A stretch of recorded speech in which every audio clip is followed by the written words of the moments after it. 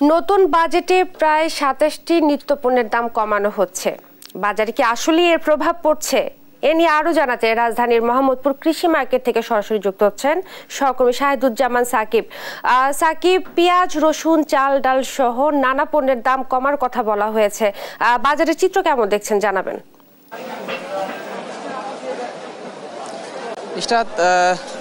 গতকাল কিন্তু 2024-25 অর্থ বছরের বাজেট ঘোষণা করা হয়েছে মহান জাতীয় সংসদে। তো সে বাজেটে সরকারের পক্ষ থেকে যেটি বলা হয়েছে 27টি নিত্য প্রয়োজনীয় পণ্য এবং খাদ্যশস্যের উপর কিন্তু খাদ্যশস্য পরিবহনের উপর কর কমানো হয়েছে।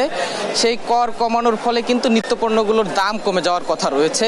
তবে আমরা আজকে বাজেট পরবর্তী দিনে ছুটির দিনে আমরা বাজারে এসে আসলে তার কোনো ছিটেফোঁটা লক্ষ্য করিনি। এখন পর্যন্ত বাজেটের কোনো প্রভাবই বলতে গেলে আসলে এই নিত্যপণ্যের বাজারে আমরা দেখতে পাইনি।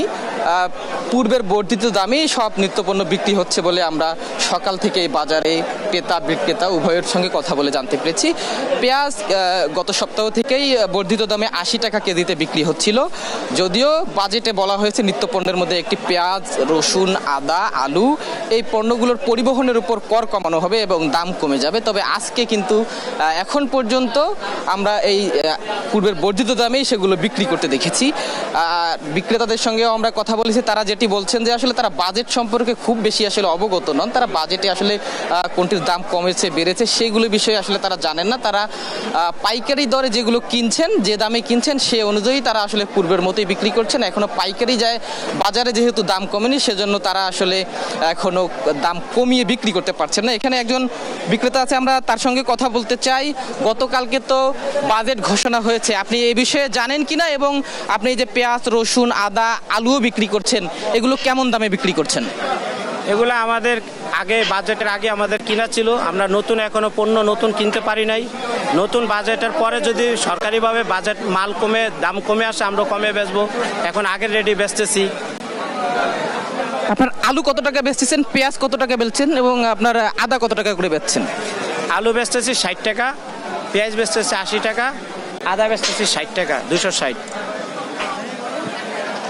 যেমনটি শুনছিলেন আসলে এই আলু কিন্তু বেশ কয়েকদিন ধরে চড়া মূল্যে বিক্রি হচ্ছে এবং আজকেও কিন্তু 60 থেকে 65 টাকা কেজি দরে আলু বিক্রি হচ্ছে।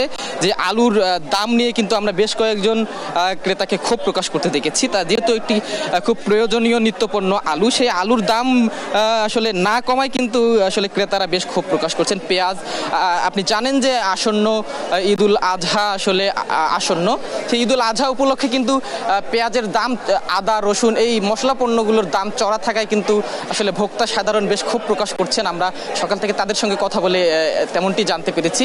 তবে বাজেটের কোনো প্রভাব যে বাজারে পড়েনি সে বিষয়টি কিন্তু একদম স্পষ্ট। আমরা ক্রেতা বিক্রেতা সবার সঙ্গে কথা বলে সে চিত্রটি দেখতে পেয়েছি। ইশরাত, আপনাকে ধন্যবাদ। বাজেট পরবর্তী বাজার পরিস্থিতি নিয়ে বলছিলেন সহকর্মী শাহেদুজ্জামান সাকিব।